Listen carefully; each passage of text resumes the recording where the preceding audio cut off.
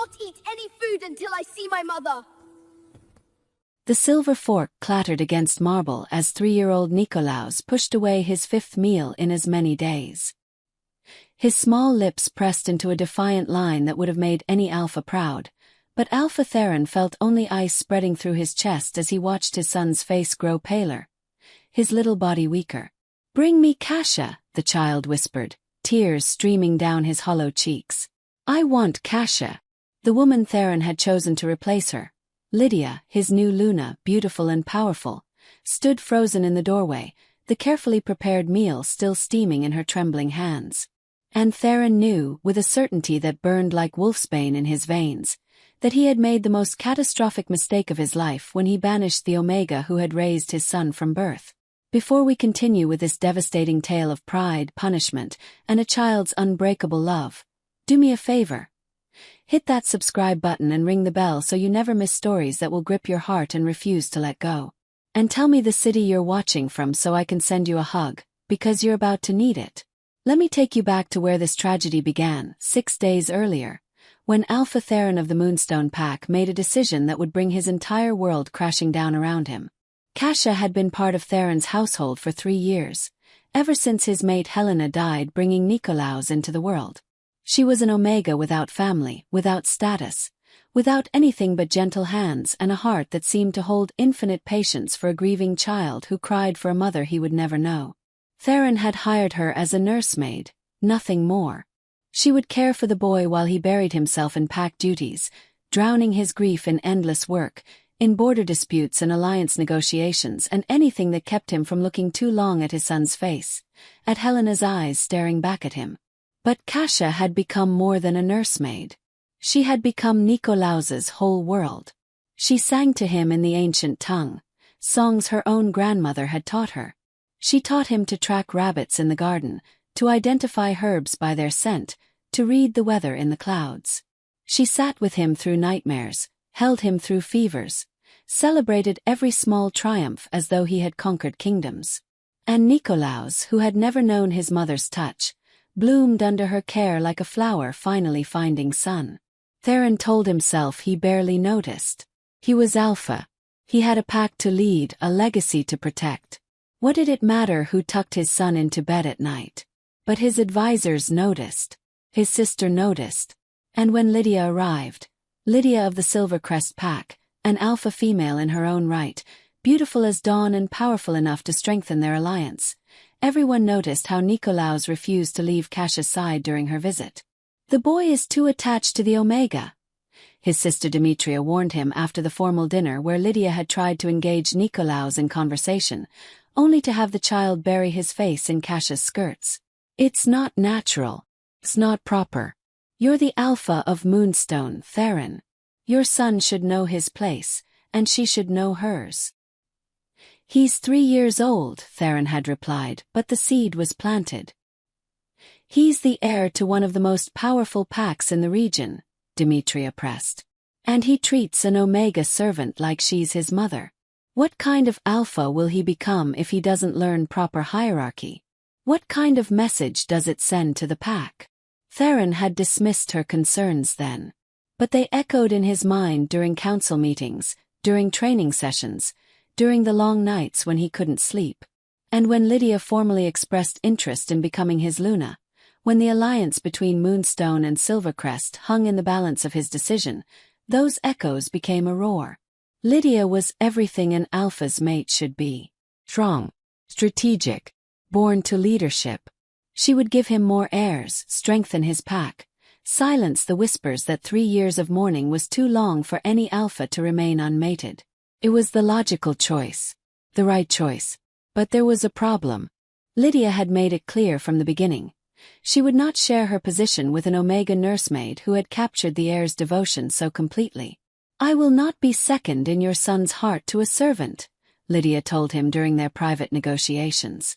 "I understand the child needs care, but his attachment to this Kasia is inappropriate. If I am to be his Luna, his new mother, he must learn to look to me for guidance and affection. The Omega must go." It was reasonable. Made sense. Nikolaus would adjust. Children always did. He would come to love Lydia in time, would learn what it meant to have a proper Luna as a mother figure instead of an Omega he'd grown too dependent on. Theron had convinced himself of all of this when he summoned Kasha to his study 6 days ago. She had entered quietly, as she always did, her eyes downcast in the way of Omegas who knew their place. She wore a simple gray dress, her dark hair bound in a practical braid, nothing remarkable about her except the slight calluses on her hands from gardening with Nikolaus and the faint scent of the lavender soap his son insisted she use because it helped him sleep. "You wanted to see me, Alpha?" Her voice was soft, respectful, with no hint that she knew what was coming.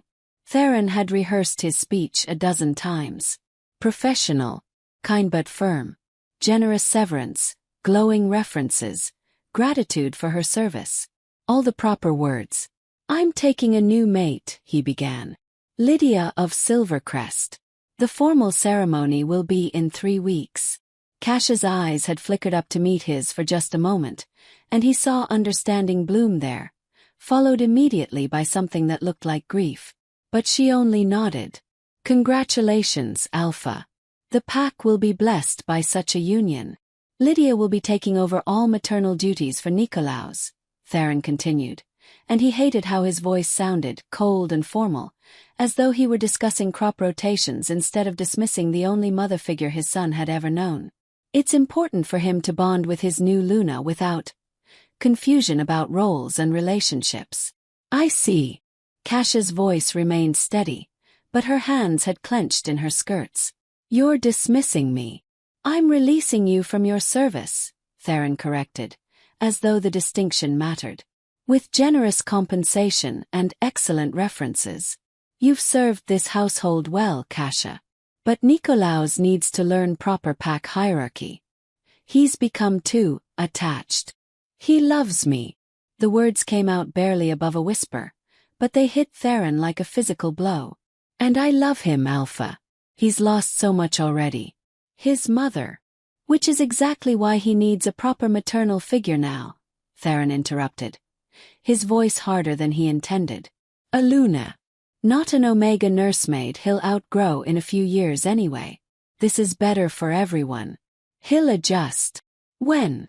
Kasha's composure was cracking now, her voice urgent. "When are you planning to tell him? We should prepare him, help him understand." "You'll be gone by morning." The words fell like stones into still water, and Theron watched the ripples of shock cross Kasha's face. "Alpha, please. Let me say goodbye. Let me help him understand. If you care about him at all. I'm his father. Everything I do is because I care about him." Theron stood, making the dismissal clear. "You'll have your belongings packed tonight. I'll arrange transport to the city and 3 months' salary. That's more than generous. I don't want your money." For the first time, Kasha's voice rose, and Theron saw tears on her cheeks. "I want to say goodbye to the child I've raised for 3 years. I want to make sure he knows this isn't his fault, that he's loved that." "Enough." Theron's alpha command filled the room, and Kasha's words choked off as her Omega instincts forced submission. He hated himself for using it, but he couldn't bear this conversation any longer. "You're dismissed, Kasha. Be grateful I'm not sending you away with nothing." Many alphas would show less kindness to a servant who's forgotten her place. The words were cruel, and he knew it. They weren't even true. Kasha had never overstepped, never presumed anything beyond her role. But Theron needed her gone before he could change his mind, before the look in her eyes could make him question everything. Kasha had drawn herself up then, wiping her tears with trembling hands. When she spoke, her voice was steady, but it carried a weight that made Theron's wolf whine in distress. "I pray to the moon goddess that you never understand what you're doing to him, Alpha. Because if you ever do, the guilt will destroy you."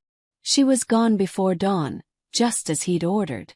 And when Nikolaus woke that morning calling for her, when his little feet padded down the hallway toward her room only to find it empty, when he turned to his father with confusion blooming into horror across his small face, Theron had told himself it would be fine. The boy would cry for a few days and then adjust. Children were resilient. But Nikolaus didn't just cry. He screamed.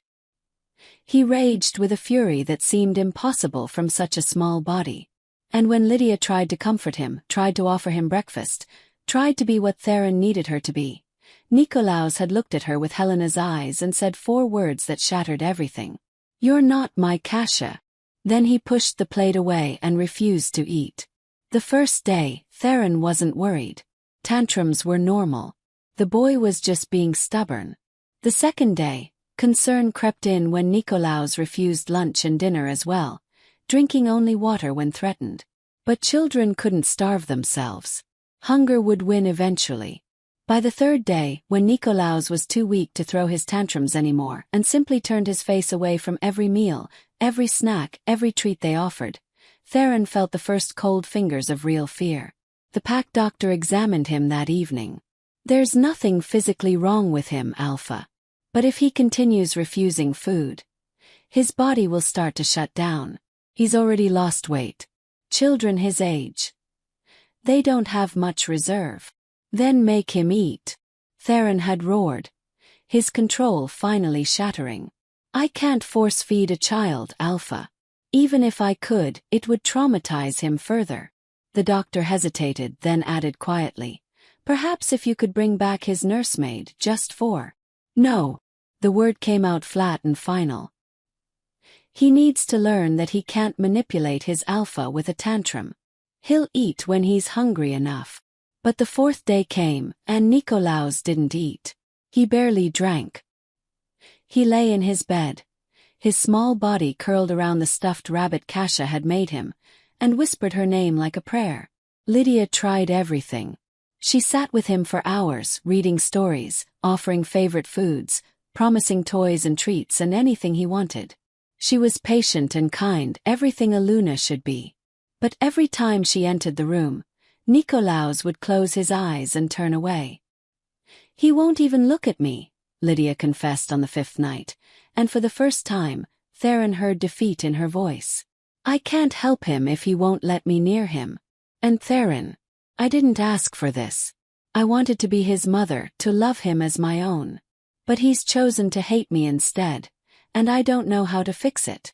The 5th day turned into the 6th, and now Theron stood in his son's room, watching that silver fork clatter against marble, watching his heir waste away out of sheer, stubborn grief for an Omega who was supposed to have been forgettable. "Please, Papa," Nikolaus whispered, and his voice was so weak it barely carried across the room. "Please bring Kasia back. I'll be good. I promise I'll be good. Just bring her back." Theron's heart was breaking. His wolf was howling. But his pride, his position, the judgment of his pack and the expectations of his alliance with Silvercrest all pressed down on him like mountains. "You have a new Luna now, Nikolaus. Lydia will take care of you. But you have to eat, son. You have to be strong. Don't want to be strong." Tears slipped down Nikolaus's gaunt cheeks. Want Kasia. Want her stories. Want her songs. Want her. She was just a nursemaid. "You'll forget." "No." The word came out with surprising force from his weakened body. "She loved me. She loved me and you sent her away. You didn't even let me say goodbye." The accusation hung in the air between them, and Theron had no defense against it because it was completely, devastatingly true. "Sometimes alphas have to make hard decisions," Theron said, but the words felt hollow even to him. "Decisions that seem cruel but are actually for the best." "Then I don't want to be alpha." Nikolaus closed his eyes. "I just want to be with Kasia." Lydia appeared in the doorway again, her face drawn. Behind her, Demetria and several pack elders had gathered, drawn by the commotion. "Alpha," one of the elders said carefully. "Perhaps it's time to reconsider. The boy is wasting away. The pack is unsettled. This has gone on long enough. Are you questioning my authority?" Theron's voice came out harder than he intended, his control fraying under the weight of 6 days without sleep, 6 days watching his son deteriorate, 6 days of guilt he refused to acknowledge. "We're questioning your judgment," Demetria said bluntly. She pushed past Lydia into the room, kneeling beside Nikolaus's bed. "Hello, little wolf. It's your Aunt Demetria." Nikolaus opened his eyes a fraction. Did you bring Kasia? No, sweet one. But I want to talk to your father about that. Would that be all right? The tiniest flicker of hope crossed the boy's face, and it nearly destroyed Theron. Demetria stood and faced her brother, her expression grave. I was wrong. I told you the Omega had too much influence, that Nikolaus was too attached. I pushed you to send her away.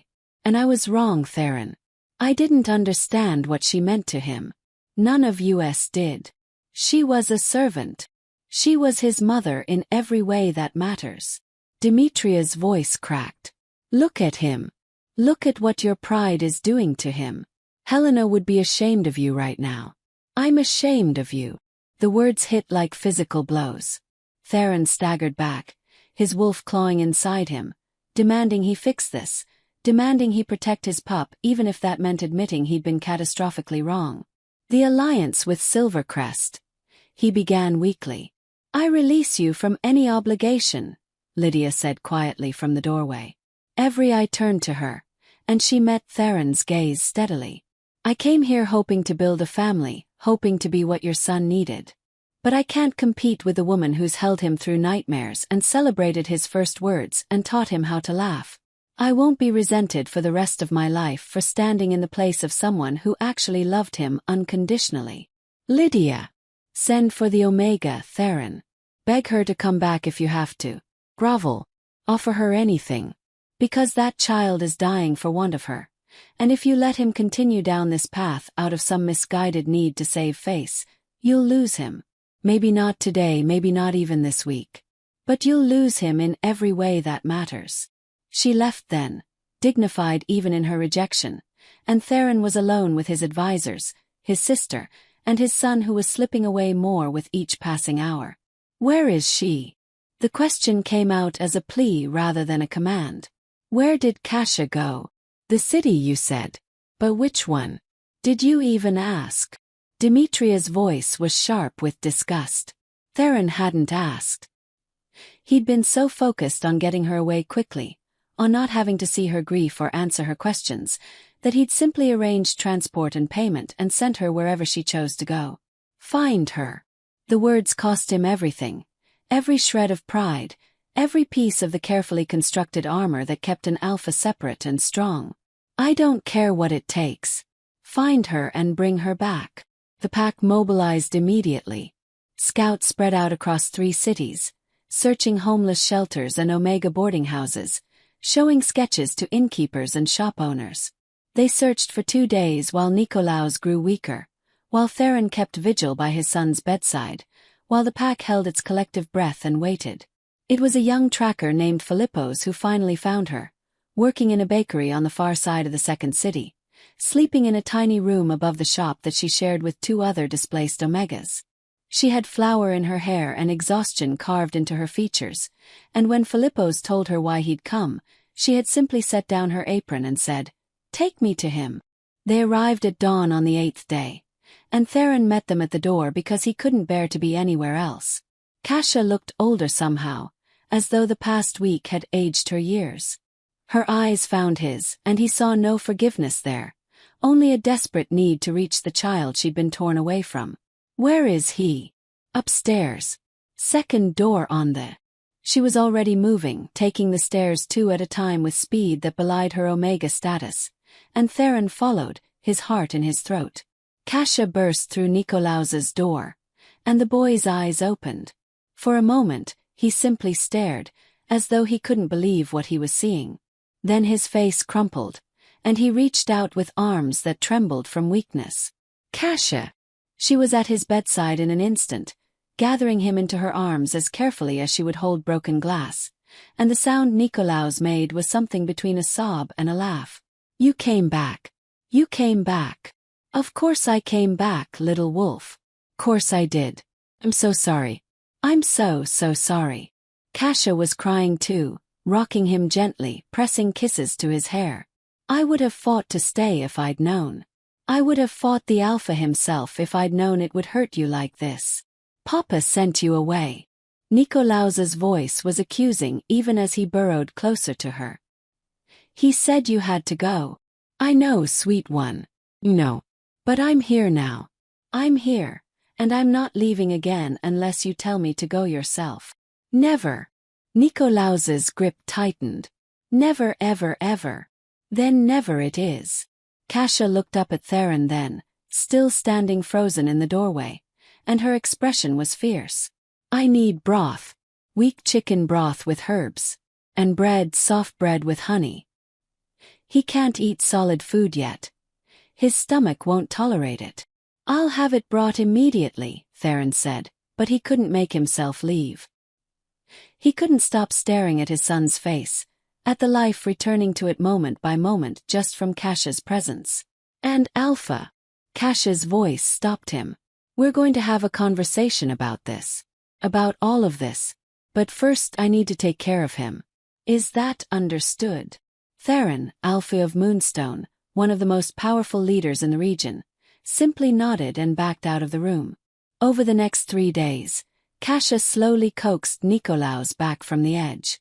She stayed by his bedside every moment, feeding him tiny portions of broth and bread, singing the old songs, telling the familiar stories. She bathed him with gentle hands and changed his sheets and held him when he cried from the relief of having her back. And slowly, color returned to his cheeks. Strength returned to his limbs. Laughter returned to his voice. The pack watched in wonder and shame as the Omega they dismissed as overly attached and inappropriate saved their heir's life simply by loving him exactly as he was. On the 4th day after her return, Kasia finally left Nicolaus's side long enough to meet with Theron in his study. She entered without knocking, without the deference she'd once shown, and Theron found he didn't care. He's sleeping, she announced. Actually sleeping, not just lying there too weak to move. He ate 3 full meals today. The doctor says he's going to be fine. Thank the goddess. Theron's voice broke on the words. Kasia, You almost killed him. The words were flat, matter-of-fact, more devastating than any scream could have been. You almost killed your son to save face with your pack and impress a woman you barely knew. Do you understand that? Do you truly comprehend what you did? I thought he would adjust. I thought. You didn't think about him at all. You thought about yourself. About your position, your alliance, your pride. You saw him getting attached to an Omega and decided that was shameful, that it made him weak, that it reflected poorly on you. Kasia's voice was shaking now, but she didn't back down. But you know what I see when I look at Nicolaus? I see a child capable of profound love and loyalty. I see a boy who would rather die than betray someone who cared for him. Those are the qualities of a great alpha, Theron. Not the ability to discard people when they become inconvenient. The words flayed him open, exposed every ugly truth he'd been avoiding for 8 days. Theron sank into his chair, suddenly exhausted. You're right. You're absolutely right. Failed him. I failed you both. He met her eyes. I don't expect forgiveness. I don't deserve it. But please, Kasia, don't let my mistakes cost him any more than they already have. Be what he needs. I'll pay you anything, give you any title, any. I don't want your money or your titles. Kasia moved closer, and Theron saw the fierce protectiveness in her eyes. But I do have conditions. I will stay, but things are going to change in this household. First, you're going to stop treating your son like a political chess piece and start being his father. Real father, not just the alpha he reports to. Second, I will not be dismissed again without consultation and proper preparation.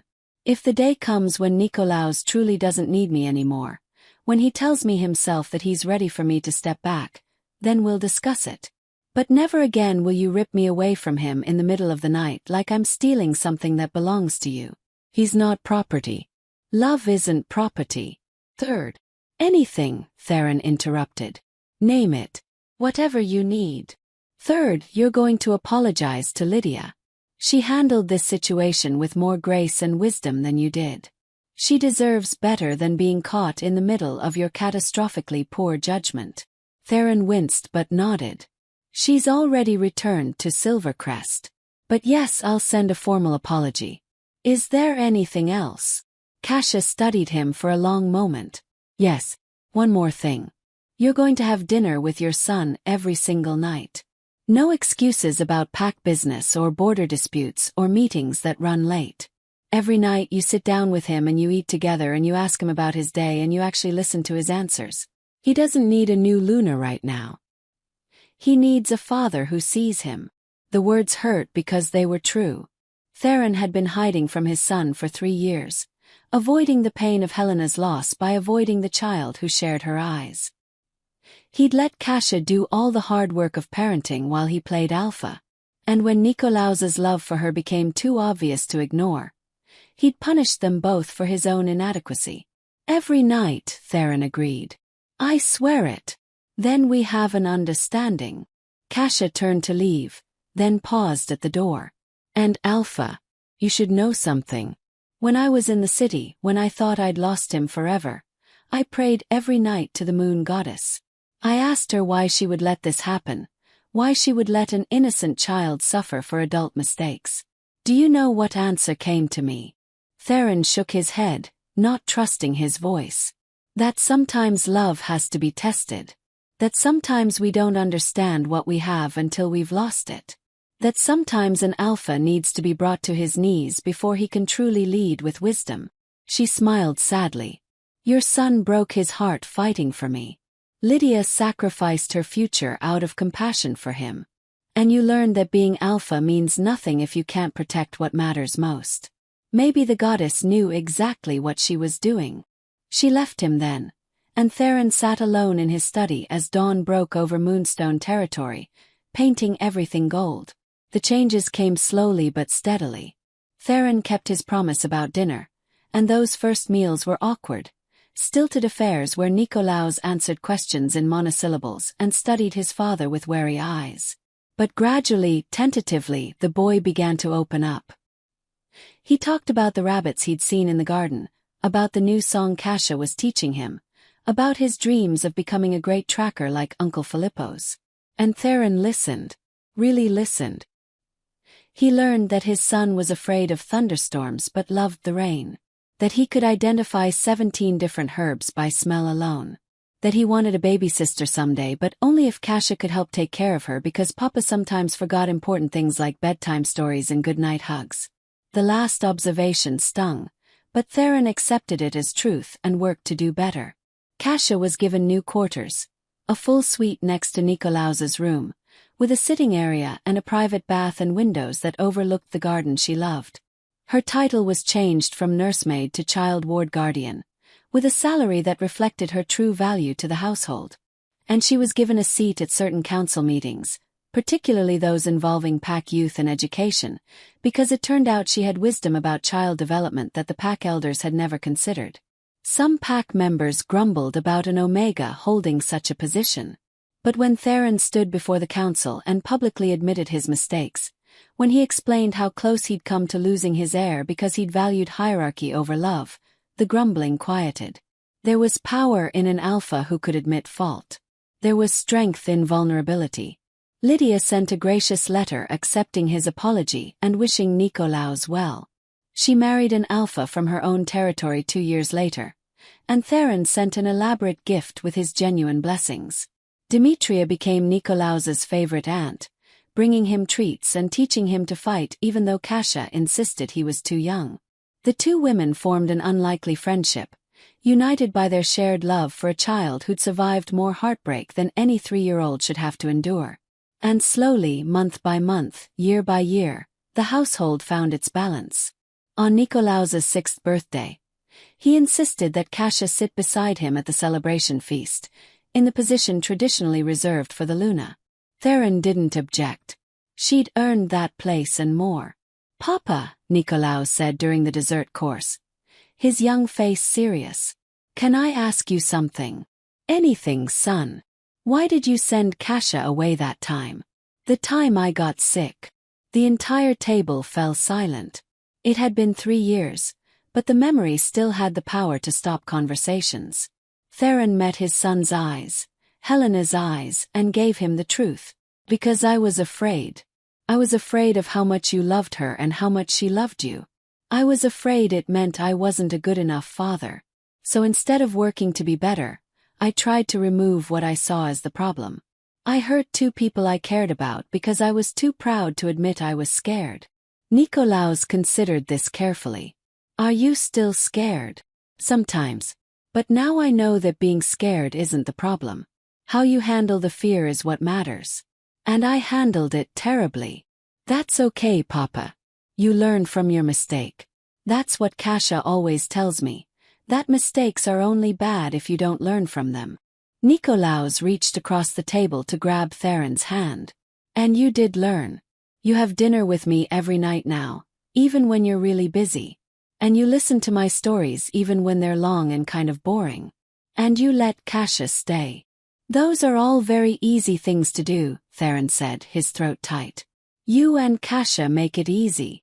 We're a pack, Nikolaus announced with absolute certainty. You and me and Kasia. We're our own pack inside the big pack. Kasia wiped tears from her eyes, and even Demetria had to turn away to compose herself. Yes, Theron agreed. We are. That night, after Nikolaus was asleep, Theron found Kasia in the garden where she often walked before bed. The moon was full overhead, blessing them with silver light.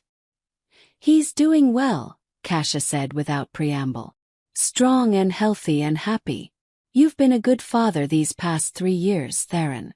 You've kept every promise you made. I had an excellent example to follow. Theron stood beside her, both of them looking up at the moon. You taught me what unconditional love looks like. What it means to put someone else's needs above your own pride. I just loved him. It wasn't complicated. But it was. Because you loved him even when it cost you everything. Even when I sent you away, you still came back for him. Theron turned to face her. I never properly thanked you for that. For loving my son enough to forgive my mistakes. For giving me a chance to be better. Kasia met his eyes, and something passed between them. Understanding, forgiveness, and perhaps the beginning of something neither had expected. He's easy to love, she said softly. Both of you are. The implications of those words hung in the air between them, full of possibility and hope. But this story isn't about what might happen next between an alpha who learned humility and an omega who taught him the true meaning of strength. This story is about a child who loved so fiercely, so completely, that he would rather fade away than betray it. About a father who had to lose everything to understand what mattered. About the breaking that comes before healing. Nikolaus grew up to be a remarkable alpha, strong and wise, but also compassionate and humble. He never forgot the lesson of those 8 terrible days, and he carried the understanding forward into every decision he made as a leader. When he had children of his own, he made sure they knew their caregivers weren't servants to be dismissed but people to be honored. And Kasia, he stayed. Through Nikolaus's childhood and adolescence, through his alpha trials and his eventual leadership of Moonstone Pack. She stayed through Theron's later courtship of her, slow and careful and full of apologies, and through their eventual mating ceremony that shocked the region and changed pack hierarchy forever. She stayed because some bonds, once forged in the fire of shared pain and absolute devotion, can never be broken. Not by pride, not by protocol, not by anything in this world or the next. The silver fork that clattered against marble that terrible day was saved, kept in a special box in the pack archives. It serves as a reminder to every new alpha who takes the Moonstone seat, that power without love is tyranny, that hierarchy without compassion is cruelty, and that sometimes the greatest strength is admitting when you're wrong. And if you listen carefully on quiet nights in the Moonstone Packhouse, you can still hear echoes of old songs in the ancient tongue, sung by a grandmother to her grandchildren, teaching them about loyalty and love and the price of pride. Because some lessons are too important to ever be forgotten. If this story moved you, hit that like button and share it with someone who needs to remember that love is worth fighting for. Drop a comment telling me what you would have done in Theron's position. Would you have sent Kasia away or fought for her from the start? And don't forget to tell me what city you're watching from so I can send you that hug. Subscribe for more stories that'll make you feel everything because we're just getting started. Until next time, remember, the bonds we forge in love are stronger than any law of hierarchy. Never forget that.